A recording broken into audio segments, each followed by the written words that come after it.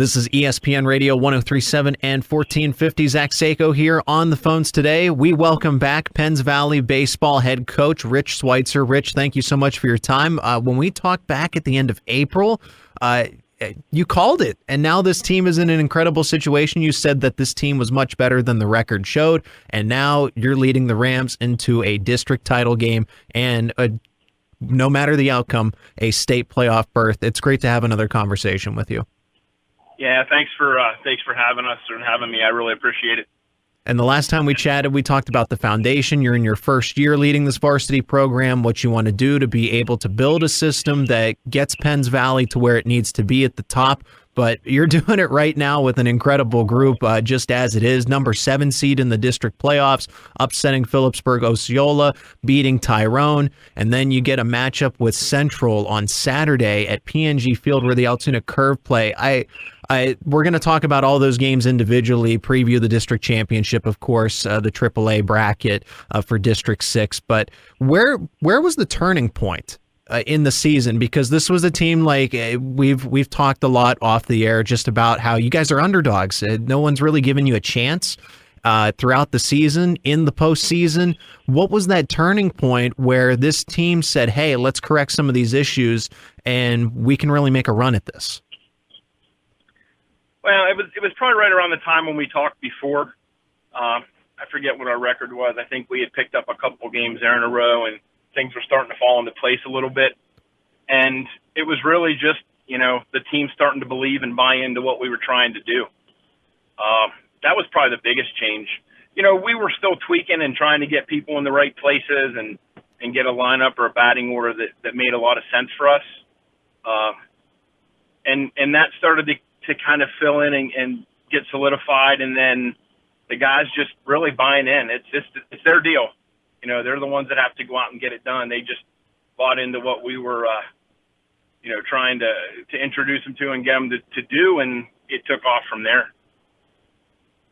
And was anything changed in practice? Did maybe you and the coaching staff adjusted some things, or some players just kind of figured it out along the way? Were there any players that stood out, and anything that you tried to really adjust in practice that best positioned the guys on the field on the diamond? Well, a couple things, for that question. We had, a couple seniors that actually moved, and some underclassmen slid into their places. They moved to other positions just because it was better for our team. And that's the one thing you can say about this group is they are a team. We had to get to that point. I don't necessarily know that we were that way early, but we've gelled. It's a team. I did mention before that these guys really like each other. And that helps a lot. And they started to put the team ahead of everything. So some tweaking there that made some difference. And then a goofy little thing. And I think it does have some merit in the overall impact, in that warming up, everything we do, we try to do as a team. Warm ups, guys stretched a little bit in their own, did some long toss. Never anything really central the first 4 or 5 games of the season. And we walked into practice one day and said, guys, listen, we're going to start doing everything together, everything the same way, routine. Baseball is all about repetitions. Warm-ups need to be the same. And, again, that's maybe a little thing and maybe has nothing to do with it, but you really started to see things click on the field, pre-game, post-game, just the way we clean up afterwards. We started to have some habits and some good routine, and that made a big difference. And then they bought into what we were trying to do defensively, pitching-wise, and offensively. And 9-11 to finish the regular season, and you have to go on a run to get to this point. I mean, just a 2-game run, but you have to face the number 2 seed, being that you slotted in at the number 7 seed, and that's against Philipsburg-Osceola. PO was the Mountain League champion. PO, and I'm sure you don't want to talk about this, but you remember it very well, losing in a slugfest 16-11 and then 17-2. I bet that stuck with the kids most importantly because that stings. And then they go out there and go up 9-0 in the opening round of the District 6 AAA playoffs and then end up holding on to win 9-6. But to go up 9-0 like that did you see that in the cards all along? No, not a 9-0. And not a 4-0 first inning either. Philipsburg's a really good team. Obviously, the best team in the Mountain League all year. They and Bellefont's very good as well. PO's coached extremely well, and they are a really good, well-rounded team, top to bottom. Up to this point, probably one of the best teams we've played, if not the best team we've played. Bellefont's really good too. And now we just came out, and that's just kind of been the mode we've been in. We knew there were games we had to win at the end of the year. We wanted to make sure we kind of maintained our place in playoffs and try and stay at that 7 spot. Okay to move up. Definitely didn't want to move down. You know, we wanted to, if we were going to play Central because they're a really good baseball team, and we're going to talk about them in a second. Yep. You know, we wanted to make sure we got them in the finals because I believe we can play with them. They're really good. I think we're really good as well, and we're getting better every time out. But they're good for a reason. They're 22 or 23-0 for a reason. So, you know, a tall order in front of us, but we wanted to stay away from them until late. So we tried to be kind of strategic about how we did things the last, week and a half of the season to try and, maximize points if we can. And it's kind of, you're playing a little game there that sometimes doesn't always work out. A little bit of chess, right? Yeah, we were fortunate, and it worked out in our favor. We got the 7th seed and went and played really well against, like I said, a very good Philipsburg team. Do you think it was on the mind of the kids that there was that 17-2 result going into that playoff game? Do you think they played with a little fire in the follow-up? Yeah, absolutely. Yeah, they definitely did. They had bought in earlier previous to that, obviously, by the change in the way the record was going. And to go play a game like that and have that happen in pretty quick and short order, it stung. It made some impact. They were hungry for some revenge. So, yeah, they came out firing, which was good. And, again, it's real easy to say this, but baseball's a really hard game. You throw strikes, you work ahead, you catch the ball, you hit the ball, things will happen for you. And that's been the difference. That's what we've been doing, and we continue to do it there. Penns Valley varsity baseball head coach Rich Sweitzer is on the line with us here on ESPN Radio. Then you go into the Tyrone game, and this is a very talented team in its own right as well. 3-2 is the final. It's a different story for that game, and I got to imagine there's jitters, especially when you come off a big, just a sigh of relief type of win after PO won the regular season series. So you go into Tyrone. What's the feeling of it? Is there that letdown factor on the mind, or was it kind of let's control what we can control in this game? Well, the message was really kind of the polar opposite of the Philipsburg game. And what I mean by that is the last game of our regular season, and I think Tyrone might have been strategic in who they used in that game and who they pitched and things like that. We went to Tyrone the last game of the year, and I believe we won 13-2. We get the opportunity to play them in the second round. The message to our guys was, listen,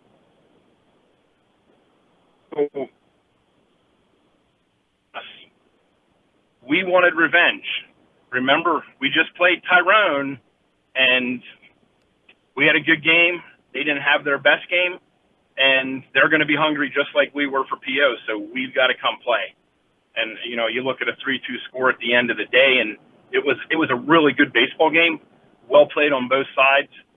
Defending state champion Tyrone, obviously they're coached well also, and they're scrappy, and they didn't go away, just like you would think a defending state champion would.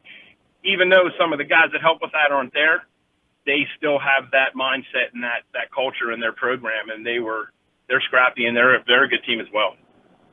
I mean, let's just think about that for a second. So in order to get where you are now in the state postseason, again, regardless of the district championship result, you have to beat the Mountain League champion, beat a defending state champion, and now you're slated for a matchup with an undefeated team led by a Division I commit to LSU, who's probably going to get drafted by a pro baseball team here over the summer in Paxton Kling. Did you imagine any of this, that it would happen this way? I was very optimistic, and when we talked before, I think we talked maybe off the record. I felt like we were starting to make some good strides, and we were starting to see some of the adjustments starting to pay off. It was going to take a little time. I felt like if we could get in, and listen, lots of people out there, when I had this conversation with them, thought I was nuts. And I've had people come back to me in the last day and say, I thought you were crazy. We thought you were nuts. But it just felt good. Everything was moving in the right direction, and these guys were buying in and starting to play good baseball. Would I have said Mountain League champion, defending state champion, and now, Central undefeated in that? No, I wouldn't have guessed that. But I thought we had a shot if we could just get in. The Mountain League's really good. It's a really tough conference. And if you look at the teams in that conference, I think 4, 5, 6 of the Mountain League teams have the top 4 or 5 toughest schedules in AAA in Pennsylvania, and that's 90-plus teams. That's according to Max Preps and the way they do strength of schedule. So you definitely come out of that, out of the Mountain League battle tested and ready to go. So I think that helped too. That's not an easy conference by any means, and that kind of gets you ready for the postseason. Rich Sweitzer of Penns Valley Baseball on the phones with us here on ESPN Radio. Let's talk about that Central game. This is the District 6 AAA Championship. Both teams get in, so regardless of the result, but you want to have that championship under your belt and some more momentum going into the state playoffs. Central 22-0. They have 303 runs scored to 30 runs allowed, and they won the conference, and they obliterated Bald Eagle in the last playoff matchup. And Bald Eagle, obviously, a very good team in its own right. 10-0 shutout. So not only can they hit, but they have incredible pitching to back it up. We talked about Paxton Kling, the LSU commit. They're just an overpowering team. How do you stop that? How do you even game plan for that when you're on the other side of it? Well, one, I've got to say this: Bald Eagle's a better team than a 10-0 score shows. Maybe they had a tough day, a bad day. Central puts pressure on teams that can create problems, and maybe that just kind of snowballed on them. But they're a very good team also. So when you see, like I said, a team from the Mountain League go and play them, it grabs your attention. Central's been in our league, the Mountain League, for the last, I don't know how many years, but 3 years for the senior group that's in here right now. And so we're familiar with them. We've seen them. We've played against them. We know how fast they are. We know how good they are. They are really good. But, we got to go lace them up the same way. We got to play we got almost a perfect game. And I use that term lightly. We got to throw strikes. We got to pitch well, and by pitch, I mean pitch. We got to hit spots and be very efficient, and we got to play good defense. But the most important thing is we've got to score runs. If you don't score runs, it doesn't matter how well you do the other things. We got to put runs on the board and kind of create our own pressure. So, you play the game for a reason, and we're looking forward to the opportunity to go and play them. They're really good, but we're gonna give them our best, and they'll get a game from us. These guys don't quit. You start 0-5, in the regular season, and you work your way back to, I guess, what are we now, 11-11, 500? Yep. There says a lot about these guys. They don't quit at all. So we're looking forward to the opportunity, and if you ask these guys, they are too. It's a fun group. They enjoy each other. They really like each other, and the one thing that's really fun now is some of these seniors. Their comment is, "Come on, this is for the boys," meaning themselves. Yep. And it's good to kind of wrap your head around and hands around. It's a nice little theme. It's a testament to you and your coaching staff. Coach Sweitzer, last question that I have for you. And this game is very important, not only for the district title, but also seeding going into the state playoffs. With that being said, what is Penns Valley's best attributes? What are some of them going into the postseason, regardless of the outcome? But seeding's very important. How does this Rams team pose a threat to anybody they meet in the next stage of all of this? From the beginning, we talked about as one of our goals, let's qualify for districts, let's get to states, let's just get in.